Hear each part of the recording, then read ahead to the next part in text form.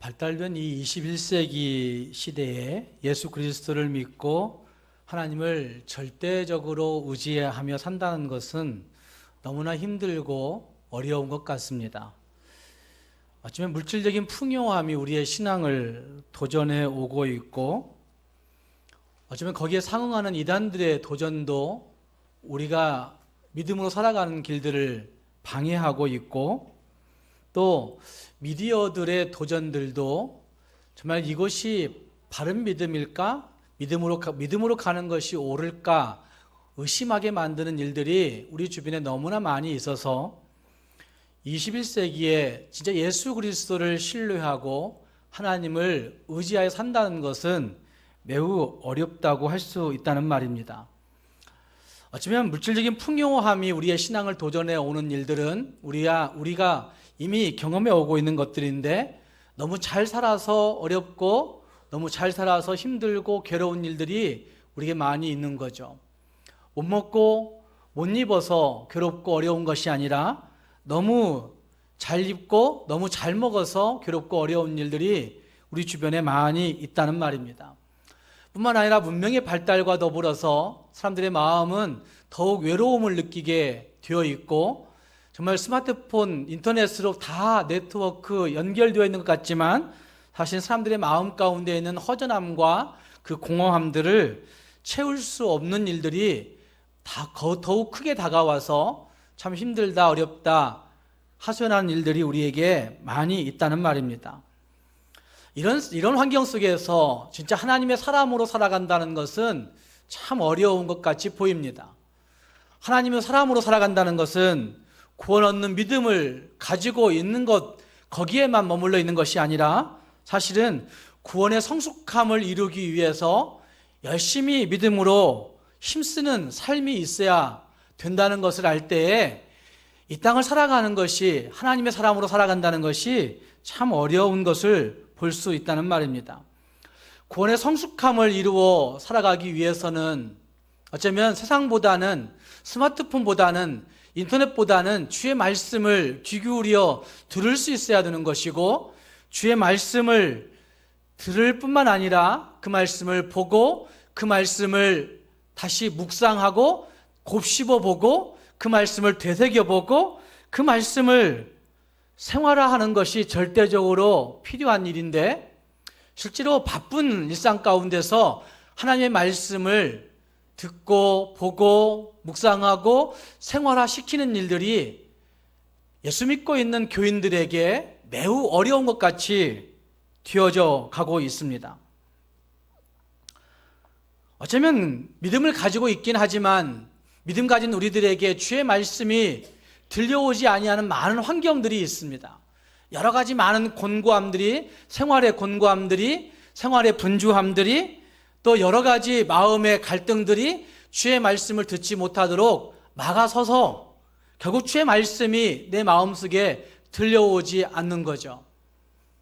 오늘 여기 나와 있지만 주의 말씀 우리가 함께 듣고 있지만, 살펴보고 있지만 그 말씀이 나에게 무엇을 의미하는지 들려지지 않는 경우가 참 많이 있다는 말입니다. 어쩌면 이 살펴보고 있는 야곱의 경우가 이런 경우라고 생각이 되어집니다. 야곱은 하나님의 집 베델을 회복하겠다, 베델로 올라가겠다 다짐했던 적이 30년 전에 있었는데, 30년 전에 그렇게 다짐했지만, 아니 우리가 이미 1월에 살펴보았던 것처럼 창세기 28장에서 하늘문이 열리는 것을 그가 체험했지만 그 일이 있고 난 다음 30년 동안 하나님의 말씀을 듣지 못하고 하나님의 음성을 느끼지 못하고 그냥 그 분주함 속에, 평안함 속에 그냥 젖어 살아가 버렸습니다. 본문에 등장하고 있는 그 야곱의 처지가 오늘 우리의 처지와 비슷할 수 있다는 얘기를 하고 싶은 겁니다. 매우 열심히 살아가던 그 야곱의 삶 속에서 하나님의 음성이 들려지지 않았습니다. 정말 분주하게 살았던 그 야곱의 삶 속에서 하나님의 음성이 느껴지지 않았습니다. 그런데 세겜이라고 하는 동네에서 여기 34장 말씀에 보면 자기 딸 디나가 강간을 당하고 그 세겜의 성읍 남자들을 전체를 그 디나의 오빠들이 다 가서 죽이는 일이 벌어집니다. 그 복수국이 벌어진 다음에 이제는 이 동네에서 살 수 없겠구나, 이 세겜 땅에서는 살 수 없겠구나 생각하면서 고민하고 있는, 두려움과 고민 속에 빠져있는 그 야곱에게 하나님이 다시 나타나셔서 말씀하시는 그 말씀이 오늘 35장의 말씀입니다. 다시 나타나셔서 말씀하신 하나님의 음성, 그 음성은 야곱에게만 필요한 것이 아니고 오늘 우리에게도 필요한 음성이라고 생각합니다. 창세기 28장에서 하늘문을 여시고 다가오셨던 하나님의 그 은혜가 여기 35장에서 다시 나타나셔서 말씀하고 있는데, 이 은혜가 우리에게 절실하게 필요하다는 말입니다. 아니, 하나님은 우리 인생들을 외면하지 아니하시고 여전히 함께 하시지만, 여전히 말씀 속에서 우리에게 다가오시지만 우리가 그것들을 느끼지 아니하고 외면하는 가운데서 다시 나타나심으로 말씀하시고, 다시 나타나심으로 우리에게 체근하시고, 다시 나타나심으로 우리에게 느낄 수 있게 하시는 그 은혜가 우리에게 필요하다는 말입니다. 본문을 통해서 우리가 왜 베델로 올라가야 되는지, 베델로 올라가서 뭘 해야 되는지 다시 한번 생각해 보시면서 우리 모두가 지난주에 이어 다시 신앙을 회복해보자, 다시 신앙을 결단해보자, 다짐해 볼 수 있는 우리 모두가 될 수 있기를 주님의 이름으로 축복합니다. 먼저 우리는 다시 나타나신 하나님을 볼 수 있어야 합니다. 함께 읽은 말씀 가운데 주인공으로 등장하고 있는 그 야곱은 이미 말씀드린 대로 30년 전에 형 에서를 피해서 도망치다가 하나님을 처음 만난 적이 있습니다.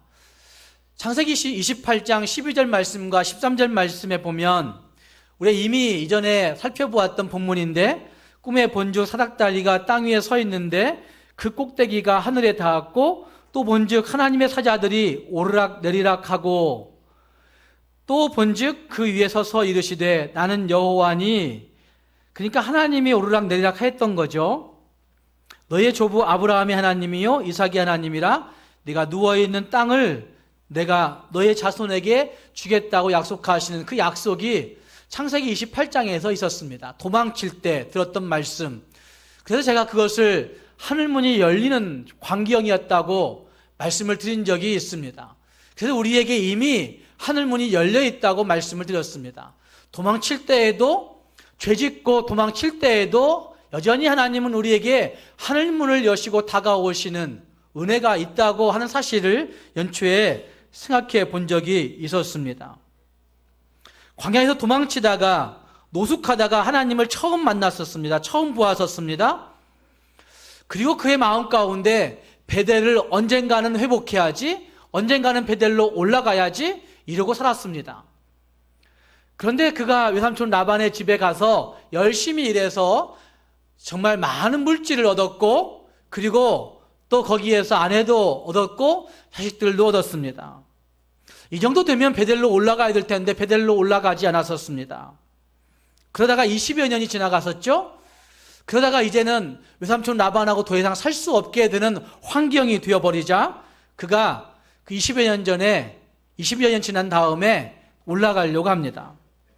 창세기 32장의 본문을 여러분들이 나중에 집에 가서 읽어보시면 창세기 32장 1절에 그가 20여 년이 지나서 형 에서를 만나려고 베델로 올라가고 있는 모습이 거기에 등장합니다. 32장 1절 말씀에 이런 장면이 등장합니다. 1절 말씀에 야곱이 길을 가는데 하나님의 사자들이 그를 만난지라. 그러니까 베델로 올라가려고 결단하고 길을 가기 시작할 때 하나님의 사자를 다시 만나게 되는 거예요. 28장에서 만나주셨던 하나님께서 32장에서 만나주세요. 28장에서 만나주셨던 하나님을 야곱은 이곳이 하나님의 집이다, 베델이다 이렇게 얘기했던 적이 있었고, 32장에서 다시 베델로 올라가려고 20년 지나가지고 올라가려고 가다가 하나님을 만나서 그는 그 땅 이름을 마하나임이라 이렇게 얘기해요. 하나님의 군대가 나를 호위한다, 이런 제목을 가지고 마하나임이라, 하나님을 만났다 이렇게 외쳐요. 그리고 나서 형 에서를 만나게 됩니다. 그리고 어떻게 만났어요? 그러면 다시 베델로 올라가 살아야 될까요? 베델로 올라가지 않아야 될까요? 형 에서를 만나서 화해하기까지 했어요. 마하나임이 보호하심으로 말미암아. 그런데 그 야곱이 베델로 올라가지 않습니다. 형 에서를 만나고 난 다음에 다시 세겜이라고 한 땅에 머물러 살기 시작합니다. 그리고 그곳에서 약 10년을 살게 됩니다. 세겜이 너무 좋았던 거죠. 세겜이 살만했던 거죠. 세겜의 문화와 문명이 좋았던 겁니다. 그리고 한 10년을 살다가 베델로 올라가지 않습니다. 마하나임을 경험했는데도 불구하고 올라가지 않습니다. 그리고 34장 말씀에 딸 디나가 어려운 일을 당하는 거죠. 딸 디나가 어려운 일을 당하고 그리고 그 오빠들이 그 세겜 사람들을, 디나를 욕보인 그 세겜 사람들을 다 죽여버립니다. 그래가지고 결국은 그렇게 살인을 한 다음에 세겜 땅에 머물러 있을 수가 없어서 두려움과 고민과 하나님 어떻게 해야 될 것입니까? 라고 하는 그 의문과 여러 가지를 안고 있는 그 야곱에게 하나님이 다시 나타나셔서 말씀하시는 일이 이 35장 1절에서 나타나고 있는 겁니다. 1절이 이렇게 말씀하지 않습니까? 하나님이 야곱에게 이르시되 일어나 베델로 올라가서 거기 거주하며 네가 네 형 에서의 낯을 피하여 도망하던 때에 너에게 나타났던 하나님께 거기서 제단을 쌓으라 하신지라 라고 말씀하고 있습니다. 하나님이 다시 그에게 나타나셔서 말씀하시는 거죠. 30년 전에 말씀하셨던 하나님께서 10년 전에 또 말씀하셨던 하나님께서 다시 나타나셔서 말씀하시는 거예요. 다시 나타나신 하나님을 야곱이 볼 수 있었다는 것이 은혜라고 할 수가 있습니다. 그리고 그 야곱에게 하나님이 말씀하십니다. 세 가지를 말씀하셨는데 한 가지는 일어나라 라고 말씀하십니다. 일어나라, 일어나. 그리고 두 번째는 베델로 올라가라. 세 번째는 거기서 제단을 쌓으라 말씀하십니다. 세겜에서 일어나라 라고 말씀하시는 그 말씀은 매우 중요한 의미가 거기에 담겨져 있을 것입니다. 장소적으로는 분명히 세겜에서 일어나는 것이 틀림이 없습니다. 세겜은 분명히 빈약한 도시가 아니었습니다. 그래서 야곱이 베델로 올라가려고 올라가다가 머물러 버린 그 이유가 분명히 있었을 것입니다. 베델까지 올라가면 베델선을 살 수 없었기 때문에, 베델에서는 조금 어렵게 살아야 되는 그런 환경이 있었기 때문에 그는 세겜이라는 곳에 머물러 살기 시작하는 거죠. 세겜 사람들과 장사하고 세겜 사람들과 문화를 누리고 세겜 사람들과 문명을 누리면서 살아가는 것, 이것이 좋겠다 판단했던 것이죠. 아마 세겜이 꽤 매력 있게 보였을 것입니다. 그래서 34장에 보면 디나가 세겜의 사람들을, 세겜의 남자들을 보러 나가는 것이죠. 창세기 34장 1절 말씀에 딸 디나가 그 땅 여자를 보러 나갔다라고 말씀하고 있지만 사실은 그 땅의 문명, 발전된 문명을 보러 나가는 거죠. 그 땅의 문화를 보러 나가는 거죠. 그 땅의 문화를 즐기기 위해서 나가는 것이죠. 그곳의 문화를 마음으로 동경하고 그곳의 문화를 마음으로 흠모했다는 사실들을 잘 보여주고 있는 것입니다. 이처럼 야곱과 그의 가족이 세겜에 한 해, 두 해 머물다가 결국은 그곳에 푹 젖어 한 10여 년을 살게 되어버린 것입니다. 그러나 그곳은 하나님이 주신 약속의 땅이 아니었습니다. 세상의 번영과 형통은 있었는지 몰라도, 세상의 문화와 문명은 있었는지 몰라도 그것은 하나님이 누리도록 하신 유업은, 하나님의 기업은 아니었다는 말입니다. 그가 세상에 눈멀어 그 땅에 거하였을 때 그가 누리게 될 일시적인 번영은 있었을지 몰라도 어쩌면 그 세겜은 그의 마음 가운데 항상 걸림돌이어서 항상 베델을 회복해야지, 언제가 베델을 올라가야지, 언제가 베델에 가서 하나님 앞에 예배해야지, 언젠가는 하나님 주신 땅으로 돌아가야 될 텐데, 언젠가는 하나님 앞에 나아가 기도해야 될 텐데, 이렇게 하기를 10년이 넘게 걸려버린 것입니다. 신앙생활에서 가장 큰 유혹이 있다고 한다면, 신앙생활에서 가장 큰 위험이 있다고 한다면 그것은 신앙이란 이름 아래 교회라고 하는 이 생활에 너무 익숙해져 버리는 것이 가장 큰 유혹이고 가장 큰 위험이라고 저는 생각합니다. 너무 익숙해지면 우리의 이 신앙생활이 그냥 일상적인 습관으로 변질되어 버리는 거죠. 습관 가운데 빠져서 주일 되면 그냥 예배 나오는 거죠. 주일 되면 성경책 들고 당연히 예배 나오는 거죠.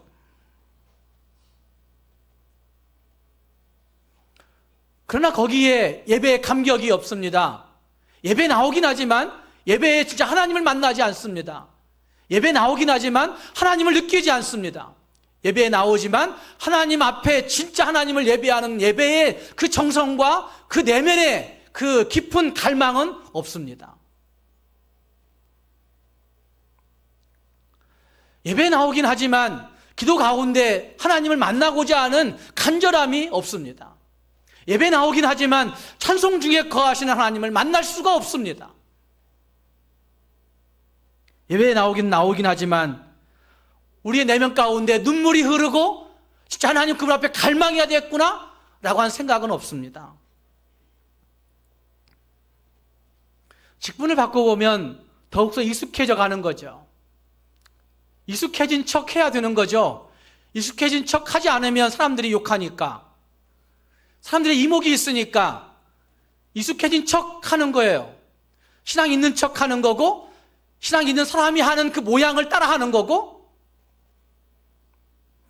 그래서 의뢰의 거기에 빠져드는 것이고, 신앙의 매너리즘에 빠져가는데도 불구하고 교회 나와 예배하는 것, 습관 속에 젖어 있는 것을 즐기는 겁니다. 예배 감격도 없고 기쁨도 없고 감사도 없고 어쩌면 정말 주 앞에 기도하는 가운데 눈물도 없습니다.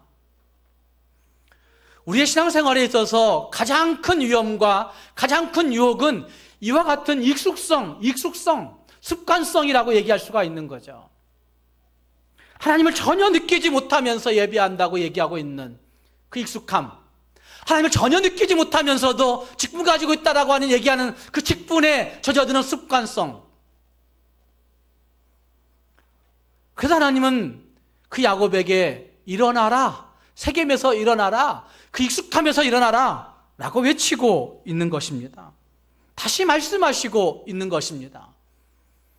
다시 말씀하신 하나님의 음성을 들을 수 있을 때 그게 진짜 복이 되는 거죠. 그리고 베델로 올라가라고 말씀하십니다. 베델은 하나님을 만났던 곳이죠. 하나님을 느꼈던 곳이죠. 자기의 생활 방식에 익숙하던, 속이고 거짓말하면서 살아갔던 그 익숙함에 젖어 있던 그 야곱에게 진짜 전능하신 하나님, 우리를 인도하신 하나님을 처음 만났던 그곳이 베델이었죠. 신약적으로 말하면 죄 가운데 빠져 살고 있던 우리 인생들이 무조건적으로 안으시고, 무조건적으로 받아주시고, 무조건적으로 사랑해 주신, 은혜 주신 하나님과 처음 사랑을 느꼈던 곳이 베델이죠. 그리고 베델에서 그는 하나님께 확신하면서 서원했던 적이 있습니다. 그래서 그 베델은 예배에 감격이 있는 것이고, 그 베델은 기도에 서원이 있는 것이고, 그 베델은 하나님 앞에 간절함으로 나아가 은혜를 누렸던 것이 베델입니다. 어쩌면 하나님의 은혜의 힘을 공급받을 수 있는 곳, 바로 그곳이 베델이죠. 그래서 그 베델로 올라가라 말씀하십니다. 그리고 제단을 쌓으라 말씀하시는 그것은 예배하라고 말씀하시는 거죠. 나 예배하는데 그게 아니라 진짜 예배로 하나님 앞에 나아가라고 말씀하고 있는 거죠. 사랑하는 여러분, 다시 나타나셔서 말씀하신 하나님의 음성을 들을 수 있기를 바랍니다. 내 옆에 서서 지금도 말씀하시는 하나님의 음성을 다시 한번 느낄 수 있기를 바랍니다. 잘 지나갈 때, 괜찮을 때, 형통할 때, 그리고 잘 나갈 때 하나님을 찾지 않고 외면할 때가 너무나 많은데, 그때에도 여전히 말씀하신 하나님의 음성을 다시 한번 들어볼 수 있기를 바랍니다. 오늘 우리에게 가장 절실한 것이 있다고 한다면 그것은 하늘이 열려 있다고 한 사실을 분명히 확신하는 것이고, 여전히 나에게 말씀하신 하나님이 계시다는 사실을 보는 것입니다. 우리 모두가 다시 나타나셔서 말씀하신 하나님을 볼 수 있기 바라고, 하나님 그 말씀을 들을 수 있기 바라고, 그리고 하나님 앞에서 세겜을 등지고 일어나 하나님께로 올라갈 수 있는 우리 모두가 될 수 있기를 주님의 이름으로 축복합니다. 두 번째로 우리는 약속을 다시 듣고 그리고 신뢰함으로 순종할 수 있어야 됩니다. 승리할 수 있어야 됩니다. 함께 읽은 말씀 보시면 나타나사라고 하는 말씀이 여러 번 등장하고 있습니다.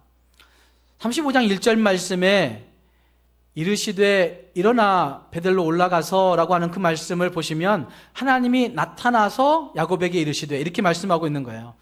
그리고 거기에 보면 너에게 나타났던 하나님께 라고 하는 말씀 나타나셨어요. 그리고 또 쭉 가다 보면 그런 말씀이 등장해요. 하나님이 나타나셨다 하는 말씀이 있어요. 7절 말씀에 보면 하나님이 거기서 그에게 나타나셨습니다 이렇게 말씀하고 있고 9절 말씀에 또다시 있어요. 야곱이 바단 아람에서 돌아오매 리브가의 유모 드보라를 장사 지내고 다시 돌아왔어요. 그리고 돌아오매 하나님이 다시 야곱에게 어떻게 해요? 나타나사 그에게 복을 주시고 그리고 그 복을 확신시켜 주세요. 그러니까 이 35장 말씀을 잘 읽어보시면 하나님이 그에게 나타나셨구나, 다시 나타나셨구나 라고 한 사실을 거기에서 볼 수가 있고, 그리고 다시 나타나셔서 뭐 하시느냐 라고 한 사실을 물어본다면 그것은 하나님의 약속의 말씀을 확인시켜 주시는 거예요. 28장에서 말씀하셨던 하나님, 32장에서 다시 나타나셨던 하나님, 그리고 35장에서 다시 나타나셔서 말씀을 확인시켜 주시는 거예요. 약속을 확인시켜 주시는 거예요. 그리고 다시 나타나신 하나님이 복을 확인시켜 주실 때 그는 그 말씀을 듣고 신뢰함으로 순종함으로 그리고 나아갈 때 거기에 승리가 약속되어 있는 것입니다. 어쩌면 그 음성 듣고 어찌할 수 없어서 베델로 올라가게 되었지만 그곳에서 하나님의 약속을 새롭게 듣고 있는 것이죠. 그리고 그 약속 듣고 정말 하나님 앞에서 그 말씀을 신뢰하고 순종하게 되는 것이죠. 인격적인 하나님은 영혼을 가진 우리들에게, 인격적인 하나님은 하나님의 형상을 닮은 우리들에게 말씀하시기를 원하십니다. 아니, 지금도 말씀하십니다.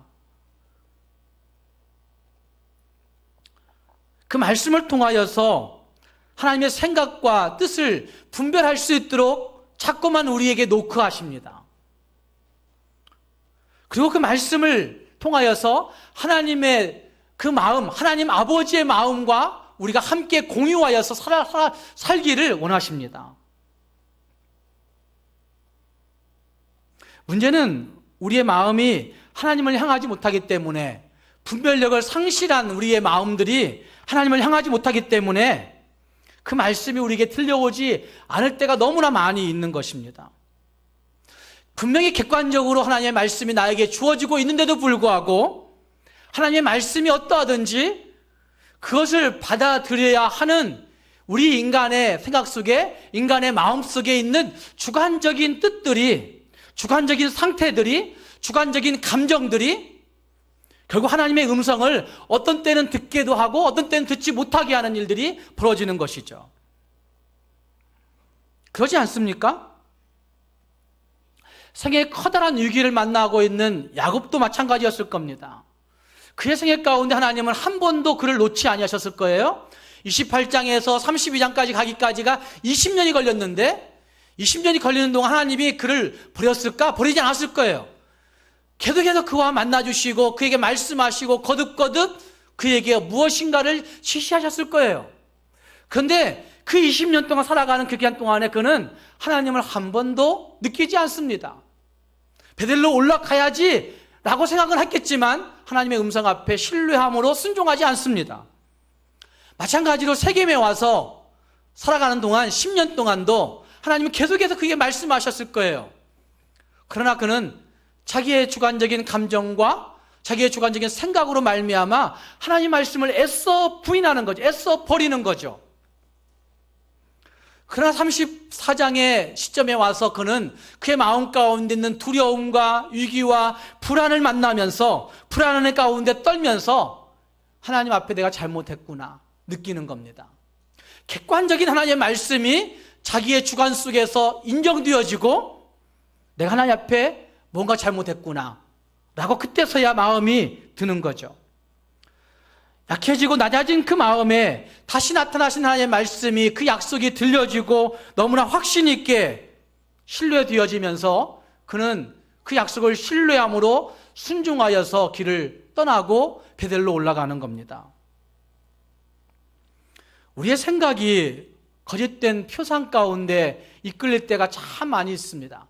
거짓된 표상이라고 얘기하는 것은 우리가 살고 있는 이 세상 가운데 많이 떠돌고 있는 그 가치관들이 헛된 것들이고 거짓된 것들이고 진실하지 못한 일들이 너무나 많은데 우리는 그것들에게 너무나 속아 넘어지는 거죠.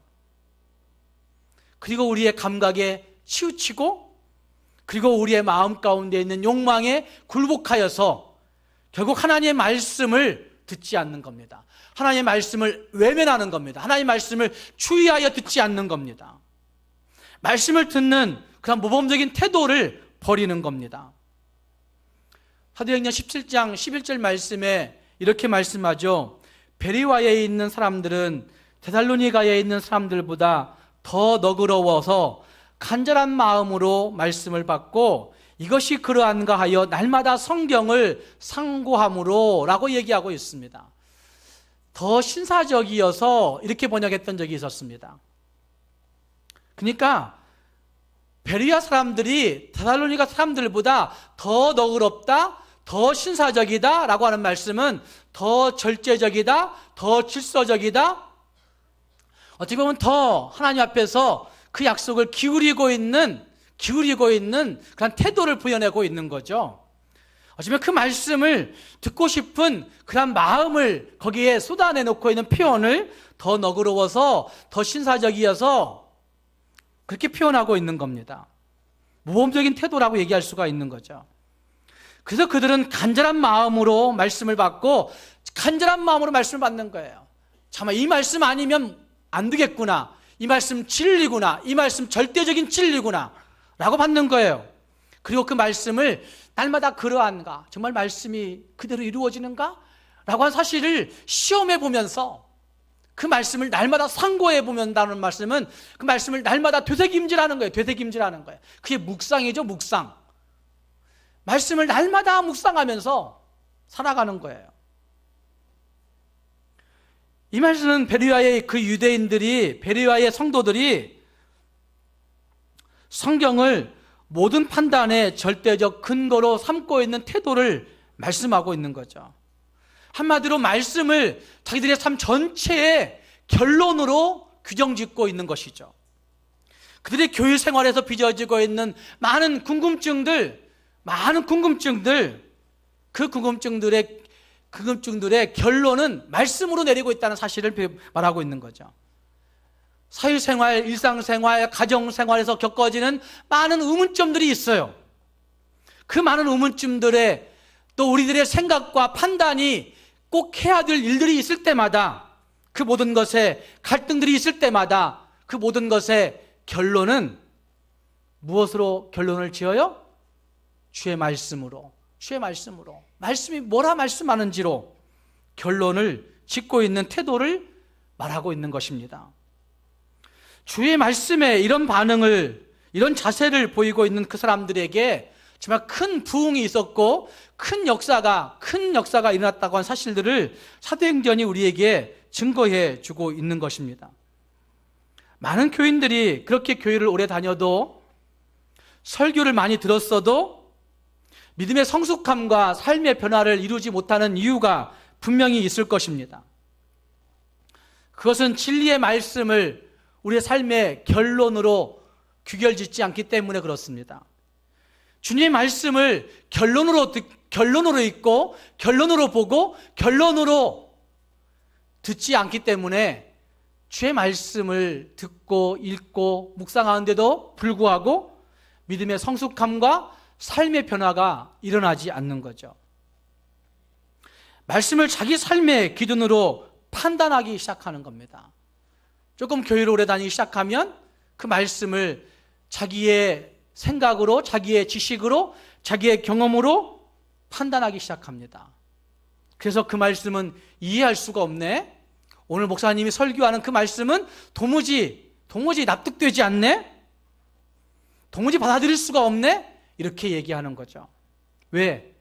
자기의 생각이, 자기의 기준이 절대 가치가 있기 때문에, 하나님의 말씀보다 자기의 그 경험이 절대 가치가 있기 때문에, 그러니 내 고집을 꺾을 수가 없고, 내 경험을 꺾을 수가 없고, 내 상식, 내 연륜, 내 모든 것들이 그렇지 않다고 얘기하는 겁니다. 아멘할 수가 없게 되는 거죠. 말씀을 귀 기울여 듣지 않기 때문에 아멘할 수 없고, 말씀을 내 삶으로, 내 생각으로, 내 마음으로 다시 판단하기 때문에 아멘할 수가 없는 것입니다. 그러나 베리아의 성도들은 들은 말씀이 정말 그러한가 날마다 다시 되새김질하면서 그 말씀을 받아 절대 기준으로 삼아 버렸다는 말입니다. 거기에 주의 축복의 역사가 있기 시작하는 거죠. 주의 역사가 거기에서 나타나고 있다는 말입니다. 사랑하는 성도 여러분, 하나님의 말씀을 보고 듣는 만큼 성숙해집니다. 하나님의 말씀을 듣고 하나님께 묻는 만큼 축복을 누릴 수 있습니다. 주의 말씀을 듣고 그냥 거기 끝나버리는 것이 아니라 다시 그 말씀을 되새김질하면서 하나님께 가지고 나가서 묻고 또 물을 때 거기에 진짜 하나님의 축복을 누릴 수 있게 된다는 말입니다.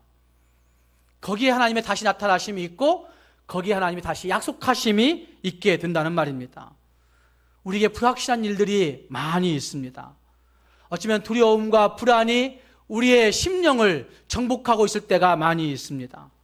우리 미래에 대한 갈등들이 젊은 청년들을 불안하게 만들고, 그것 때문에 말씀을 신뢰할 수 없도록 만들고 있는 시대적 상황을 우리가 보게 됩니다. 그러나 내 마음을 점령하고 있는 많은 것들을 다시 한번 버리고 우리 마음 가운데 주의 말씀으로 채워서 다시 나타나신 그 말씀으로 다시 신뢰하여서 그 말씀이 그러한가? 그 말씀이 정말 나에게 말씀하시는 것인가? 다시 물으면서 그 말씀을 붙잡고 하나님께 다시 물을 때, 하나님께 다시 의지할 때 하나님을 체험할 수 있고, 그리고 혼돈과 방황을 끝낼 수 있게 된다는 말입니다. 사랑하는 성도 여러분, 다시 하나님께 올라가 하나님을 향하여 물을 수 있기를 바랍니다. 다시 하나님께 올라가 하나님을 향하여 그 약속을 신뢰함으로 바라볼 수 있기를 바랍니다.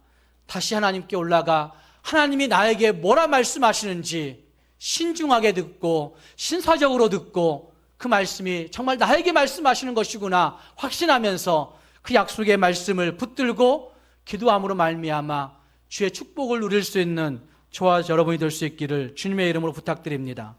기도하겠습니다.